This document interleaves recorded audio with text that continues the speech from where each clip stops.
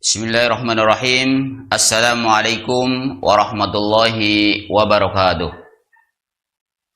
Alhamdulillahi rabbil alamin. Wabihi nasta'inu ala umuri dunya waddin. Wassalatu wassalamu ala asyrafil anbiya wal mursalin.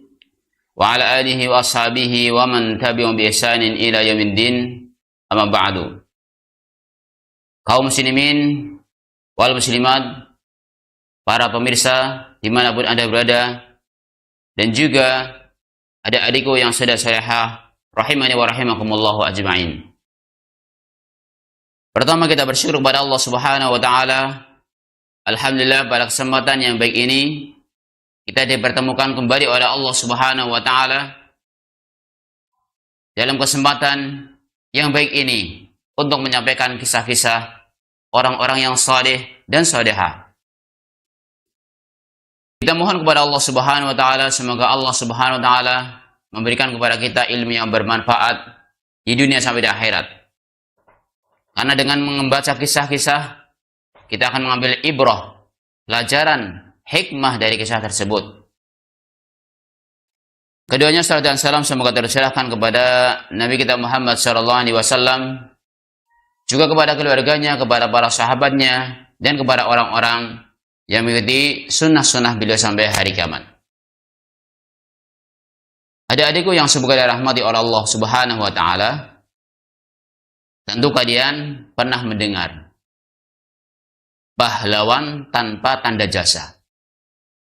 Pahlawan tanpa tanda jasa ini istilah yang sudah populer. Adik-adik semuanya sering mendengar istilah tersebut. Yang ditujukan kepada siapa? Kepada para guru yang mereka mempunyai perjuangan, mempunyai andil dalam membentuk generasi muda.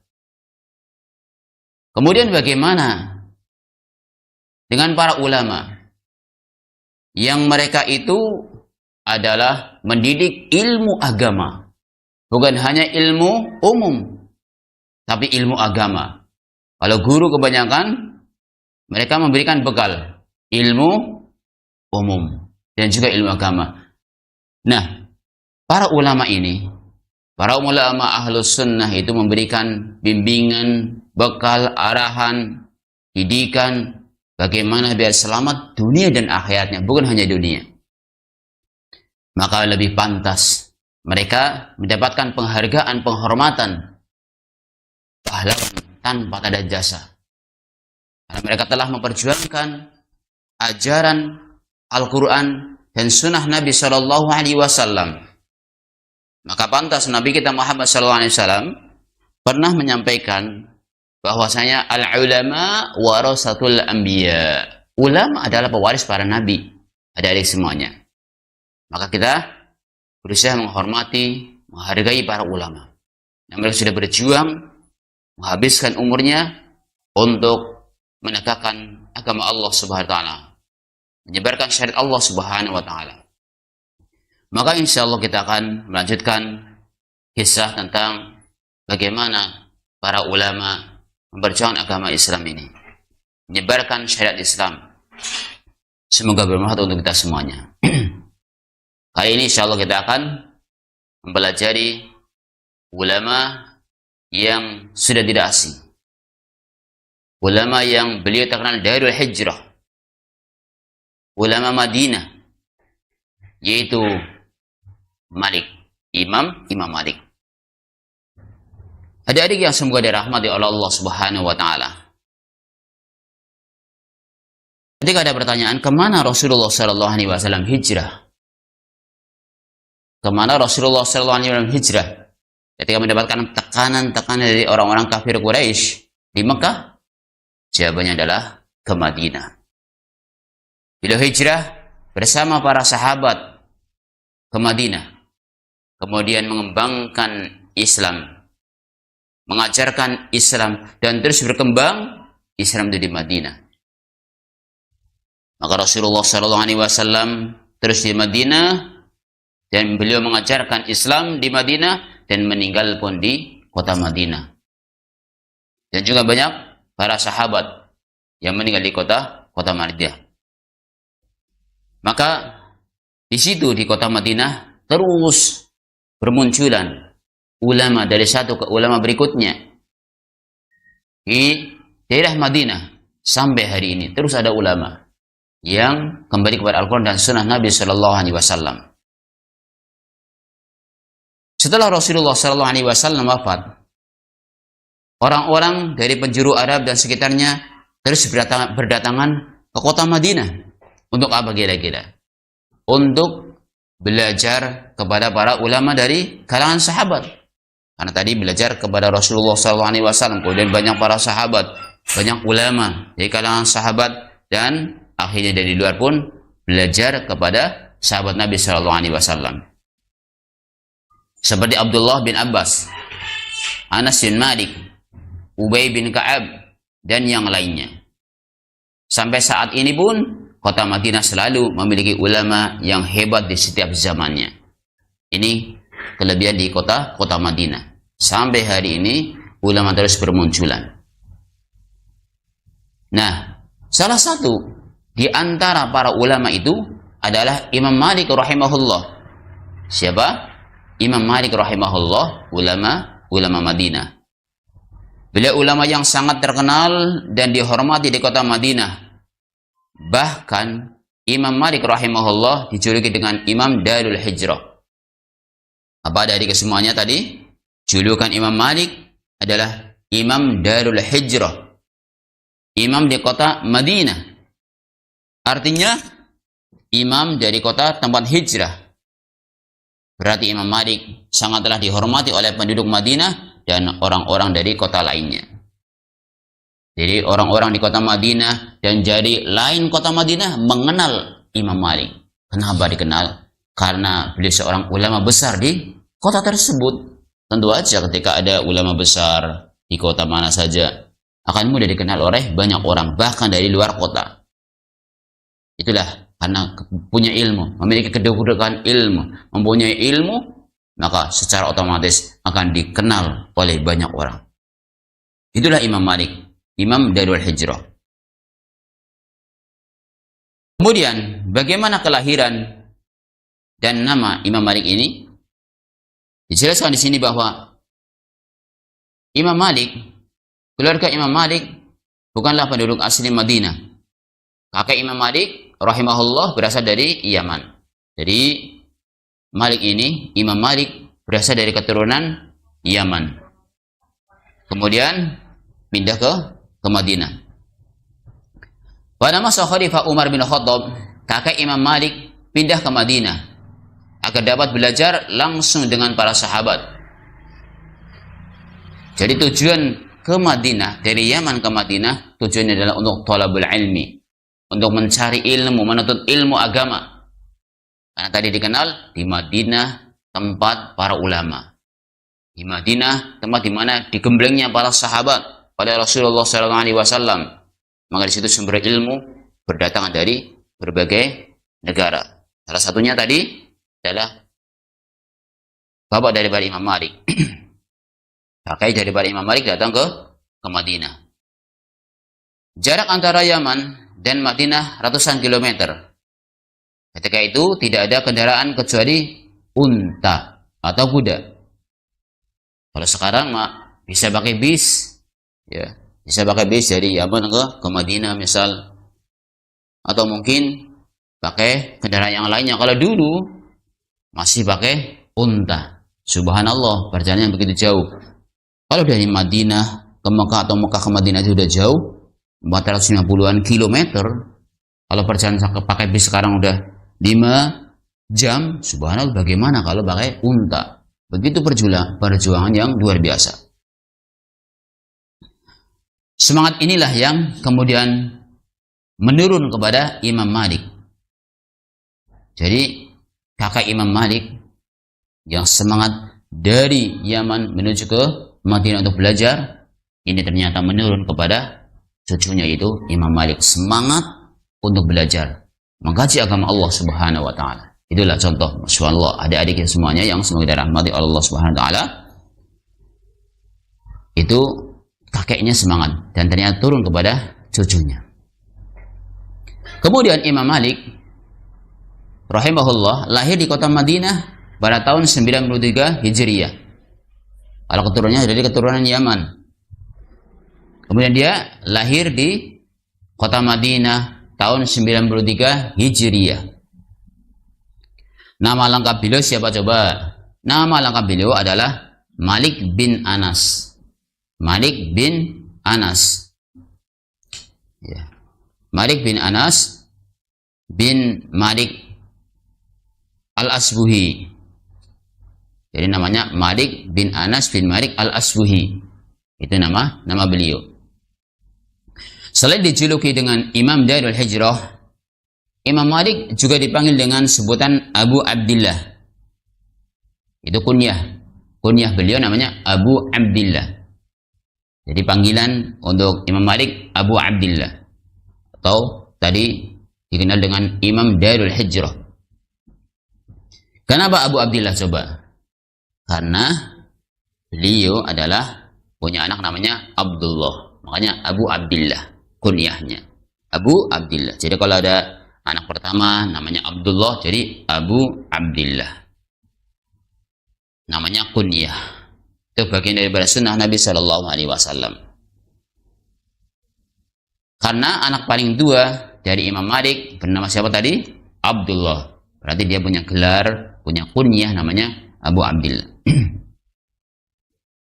Kemudian bagaimana masa kecil Imam Malik? Imam Malik rahimahullah di masa kecilnya beliau sudah terus belajar dan belajar. Termasuk belajar Al-Quran. Bahkan Imam Malik ya di sini dikatakan begitu semangat di dalam belajar Al-Quran dan belajar yang lainnya. Dikisahkan di sini Imam Malik rahimahullah hidup di tengah keluarga yang berkecukupan. Keluarga Imam Malik sangat bersemangat untuk belajar.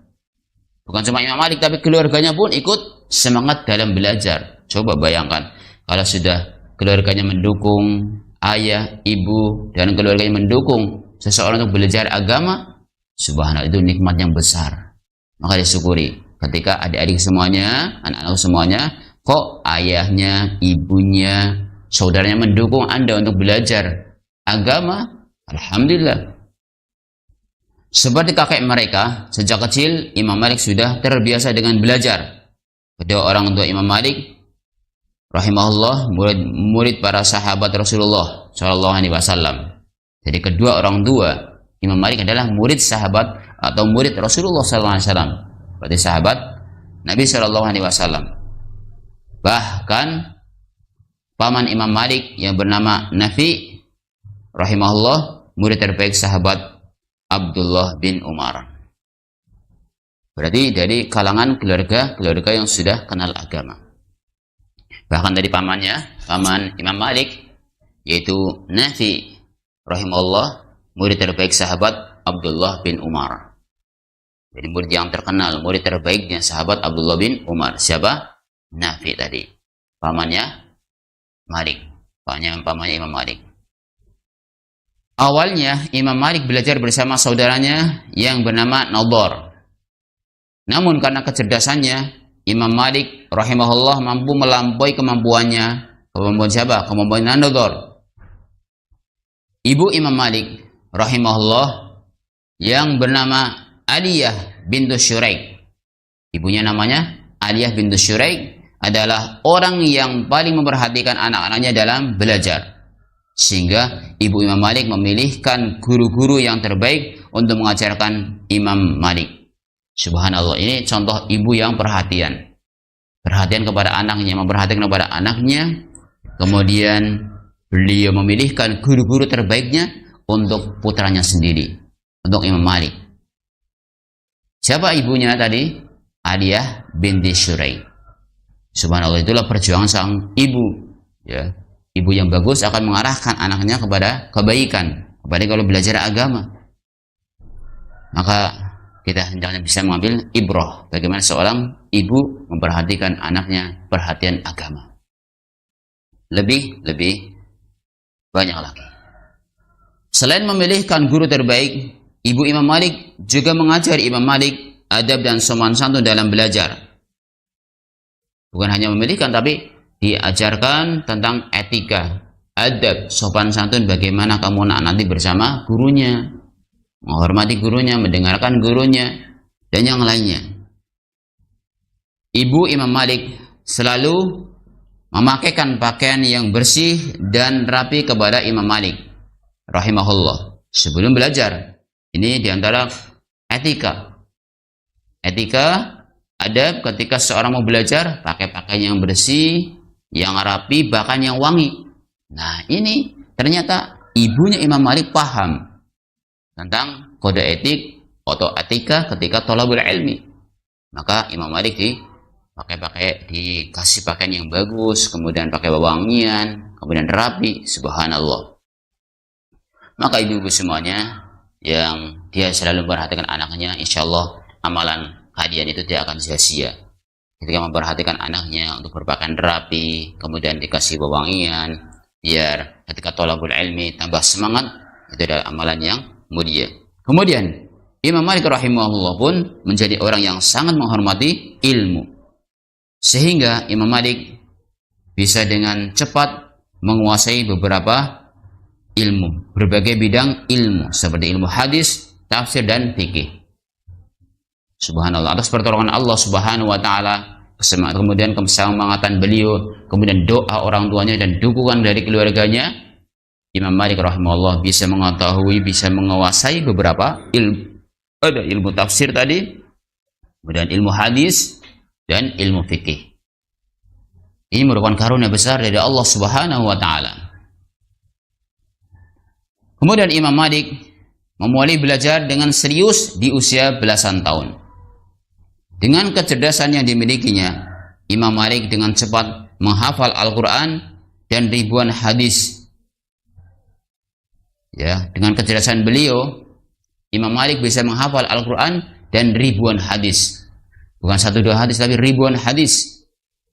Hadis Rasulullah SAW.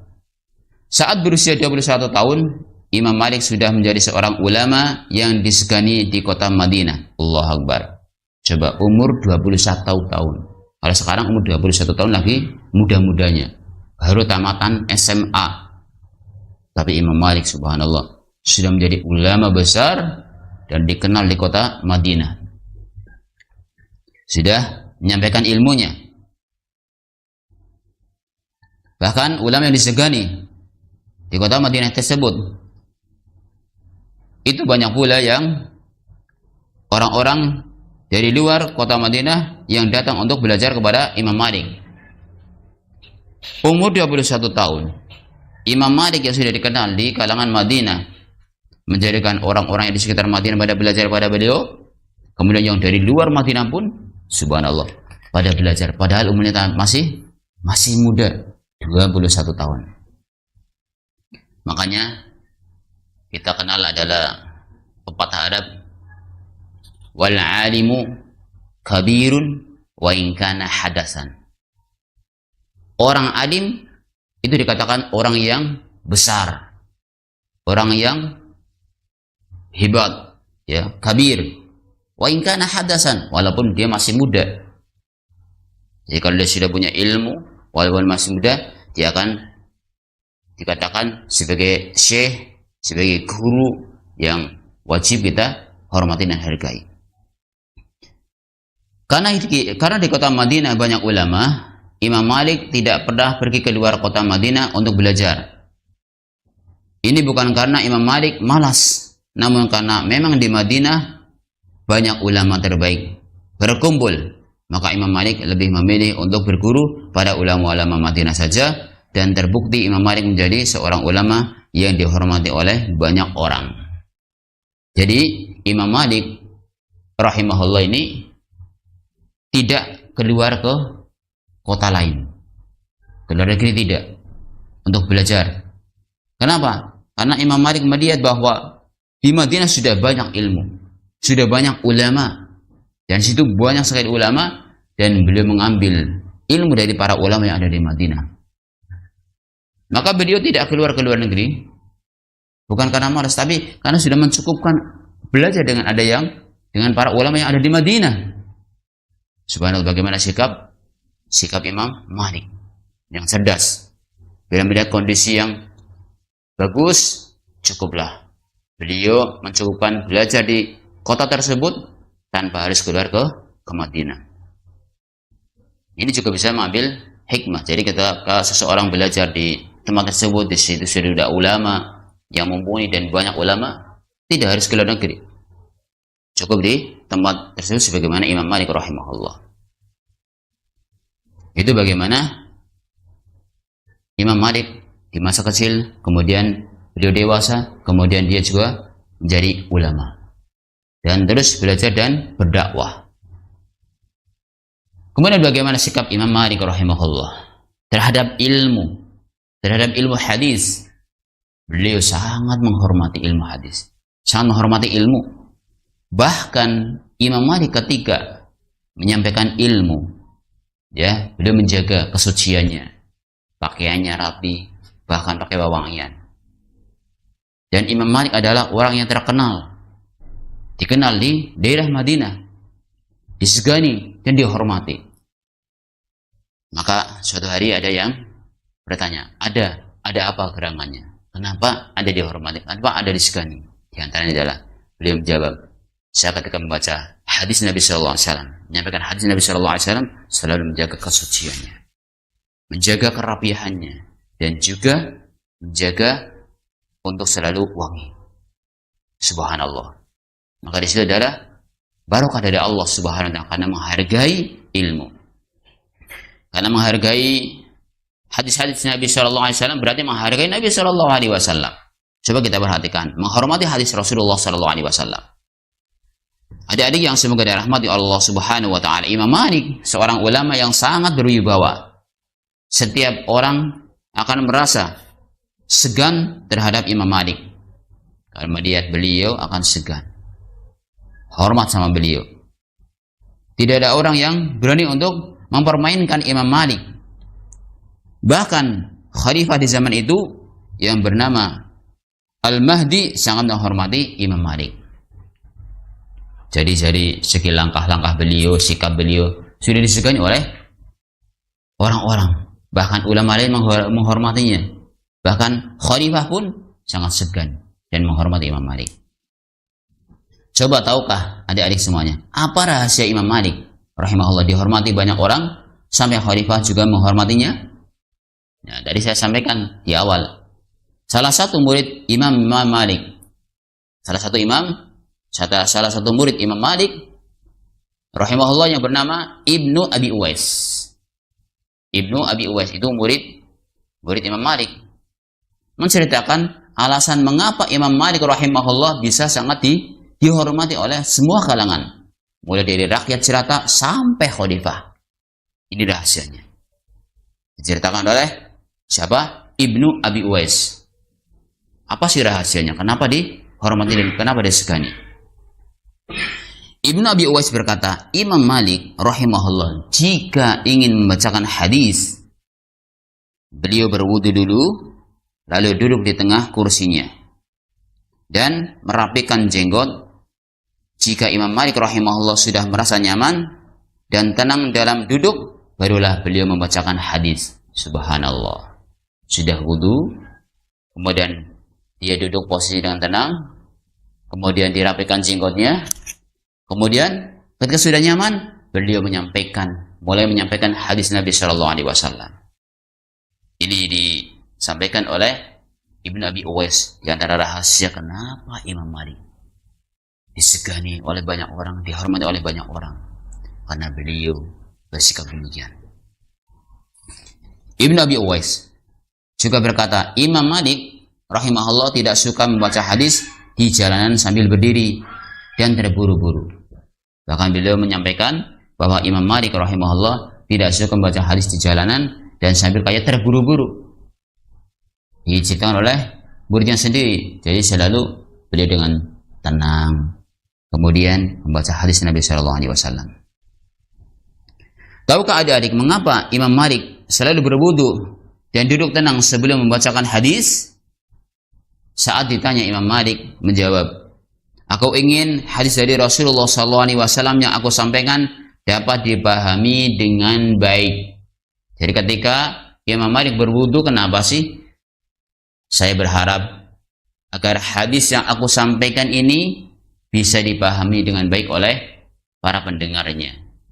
Makanya salah satu rahasia yang kita pahami ketika menyampaikan hadis Nabi Shallallahu Alaihi Wasallam adalah kita berusaha bersuci, berwudu, menjaga kesuciannya, dan mohon kepada Allah Subhanahu Wa Taala biar dimudahkan dalam menyampaikannya dan bisa dipahami oleh banyak umat, oleh banyak orang. Ini Imam Malik. Subhanallah, betapa besarnya penghormatan Imam Malik terhadap hadis Rasulullah Shallallahu Alaihi Wasallam. Allah Akbar.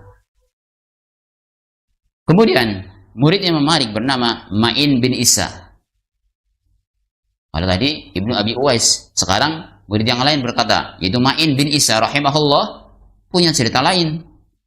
Ma'in bin Isa berkata, Imam Malik rahimahullah jika akan memulai pelajaran hadis, beliau mandi dan memakai minyak wangi terlebih dahulu. Mandi, kemudian memakai minyak wangi terlebih dahulu ketika mau menyampaikan hadis. Dia sudah rapi, bersih. Beliau mandi, kemudian pakai pewangian.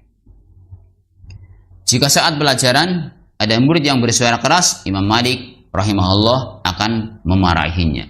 Diingatkan oleh Imam Malik ketika lagi menyampaikan hadis, kok ternyata ada yang bersuara keras, bahkan buat gaduh. Ini sampai Imam Malik langsung perhatian. Jangan demikian, nggak boleh. Alasannya apa?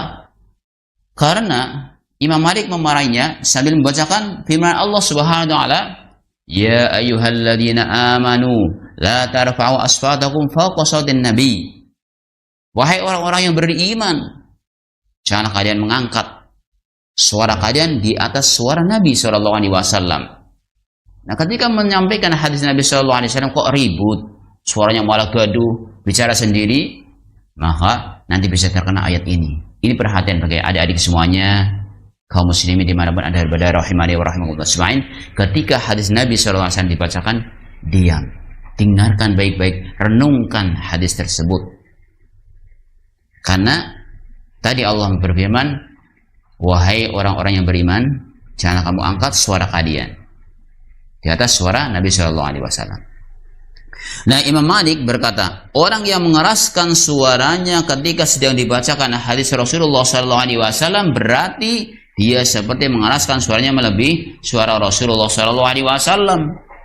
Makanya Imam Malik tegas dalam hal ini, menyampaikan tentang pentingnya memperhatikan hadis Nabi SAW. Subhanallah. Inilah rahasia Imam Malik menjadi ulama yang sangat dihormati, disegani. Imam Malik rahimahullah sangat menghormati ilmu, khususnya hadis Rasulullah SAW.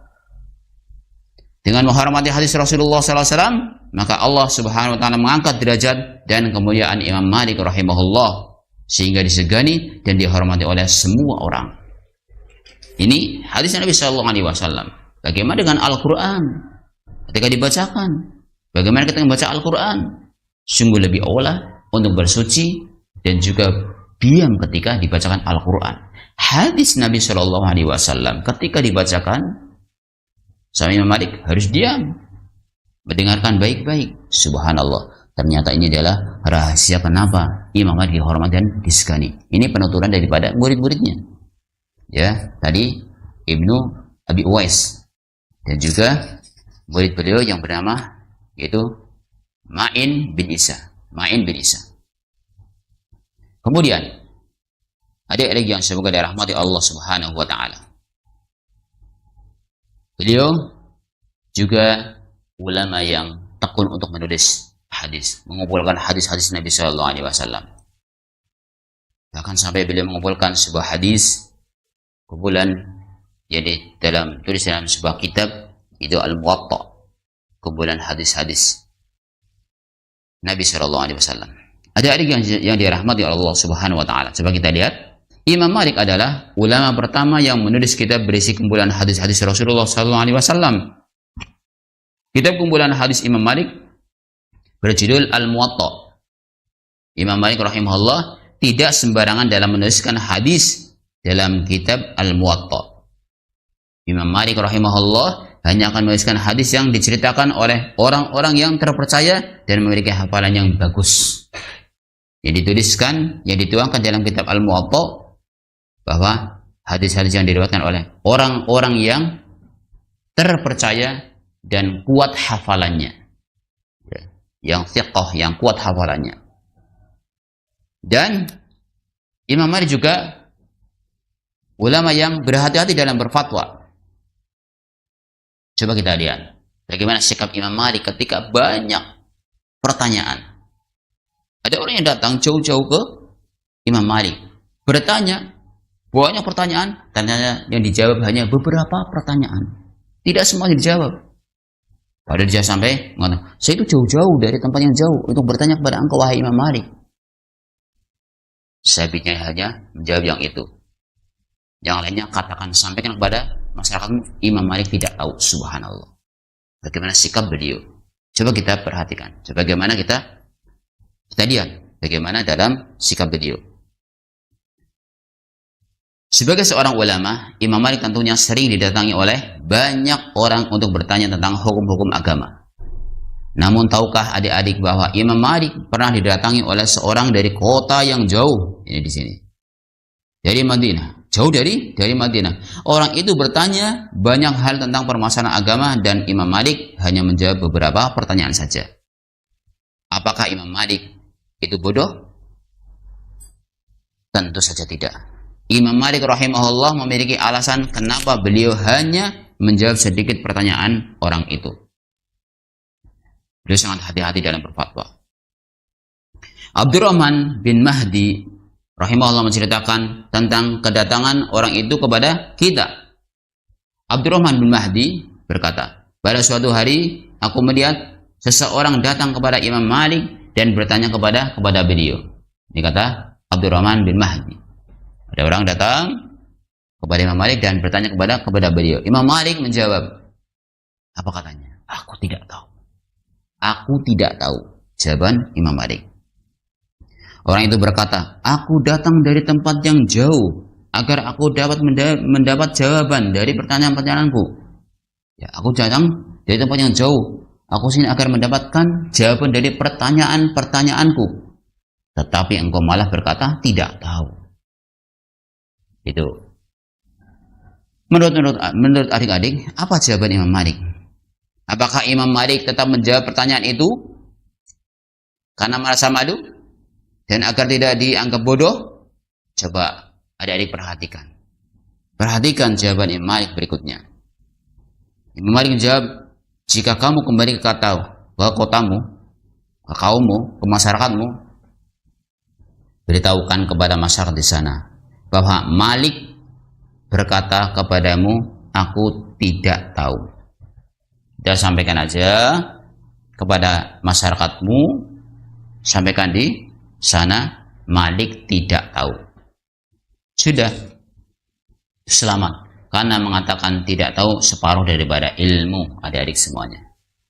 Karena kalau dia menjawab sesuatu yang sebenarnya tidak tahu, ini akan berbahaya. Subhanallah. Lihatlah adik-adik semuanya. Imam Malik tidak merasa malu sedikit pun karena tidak tahu.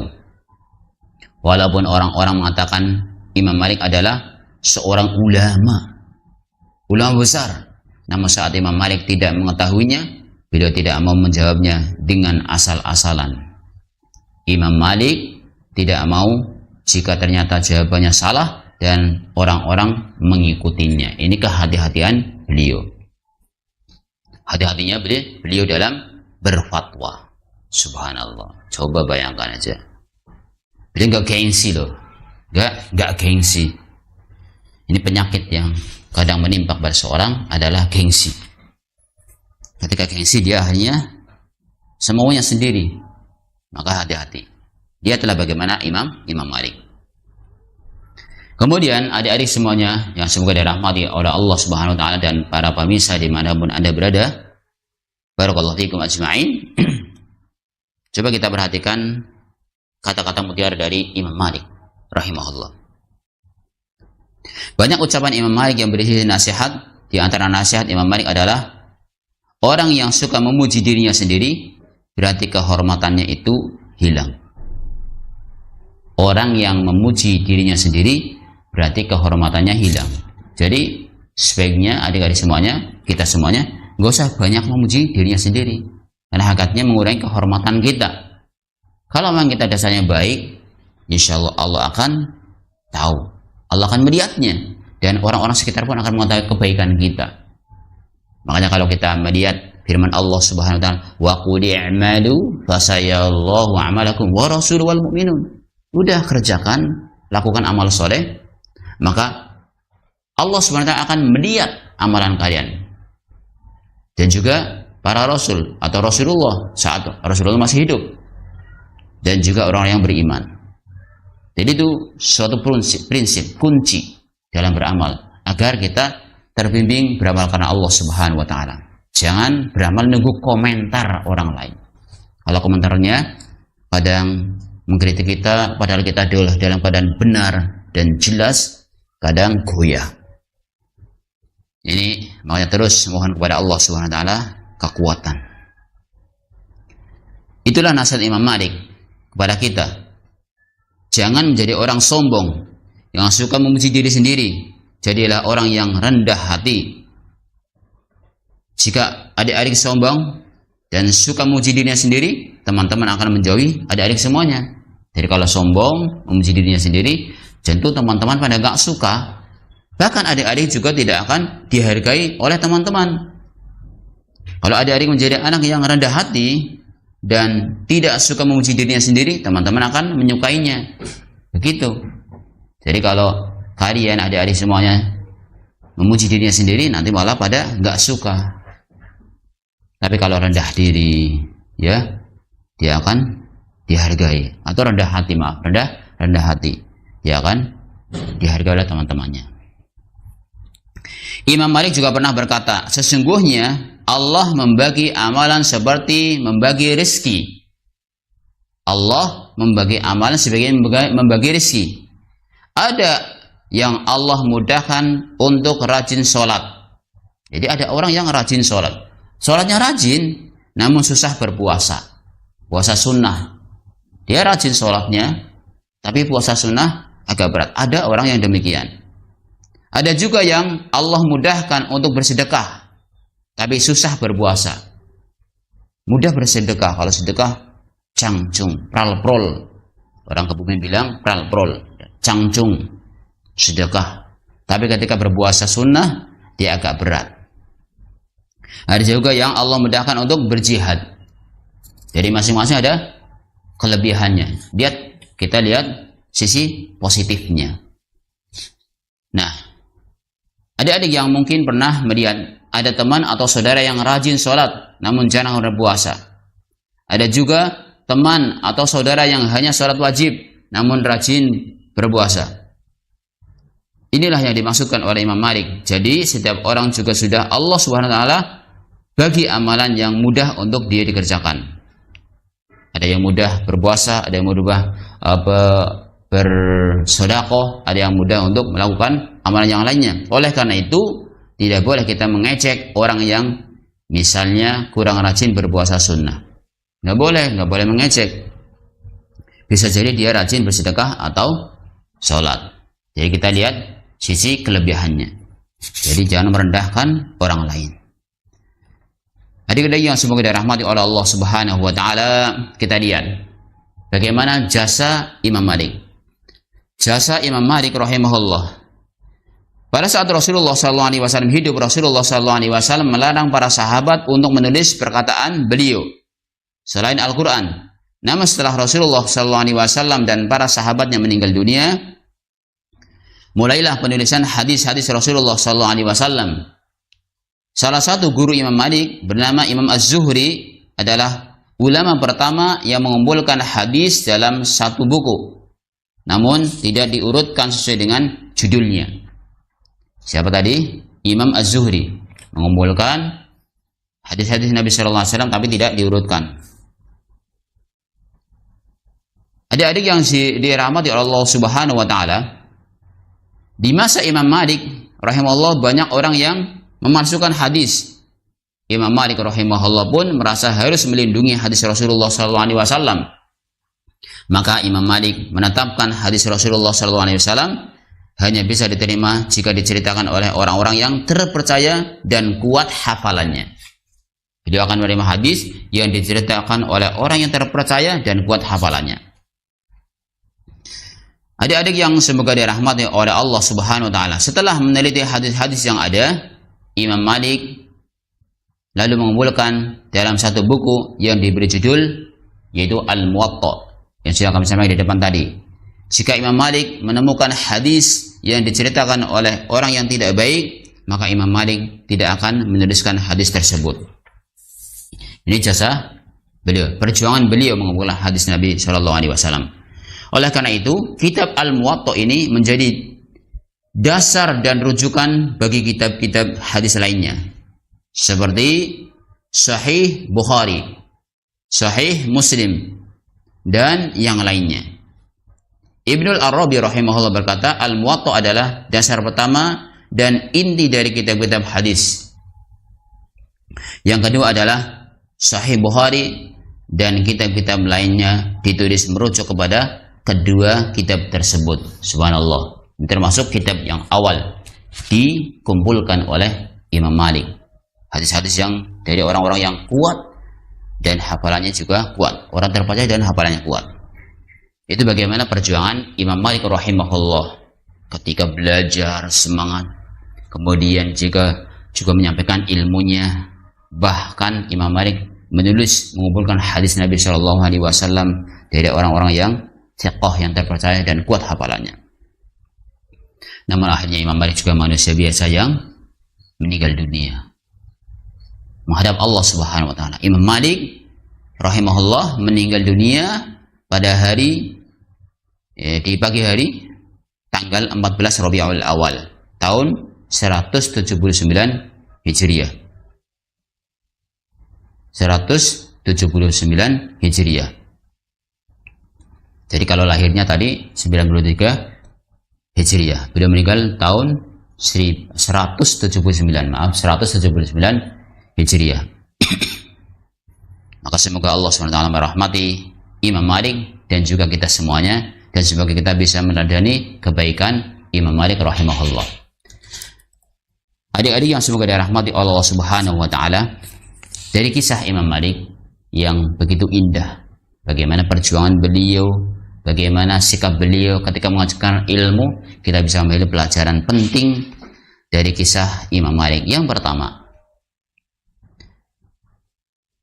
adalah hendaknya mentaati arahan ibu selama itu baik. Jadi anak-anak berusaha mengikuti arahan ibunya. Tadi ibu mengarahkan untuk belajar sama syekh ini, syekh ini, dan syekh itu. Kemudian ibunya memakaikan pakaian yang bagus, wangi, dan seterusnya. Taati ibu kalian, adik-adik semuanya, ketika untuk kebaikan. Yang kedua, semangat menuntut ilmu agama meskipun tidak ke luar negeri. Semangat untuk menuntut ilmu agama meskipun tidak ke luar negeri. Tadi Imam Malik rahimahullah, beliau belajar di kotanya sendiri, di kota Madinah. Kenapa? Di kota Madinah sudah banyak ulama. Maka ketika di tempat tersebut sudah banyak ulama Ahlus Sunnah yang kuat, yang terpercaya, maka belajar kepada orang tersebut itu merupakan kebaikan. Tidak harus memaksakan ke luar negeri, sebagaimana Imam Malik rahimahullah. Yang ketiga, bersuci, kemudian pakaian rapi ketika membaca hadis Nabi Shallallahu Alaihi Wasallam sebagai bentuk penghormatan kepada hadis Rasulullah Shallallahu Alaihi Wasallam.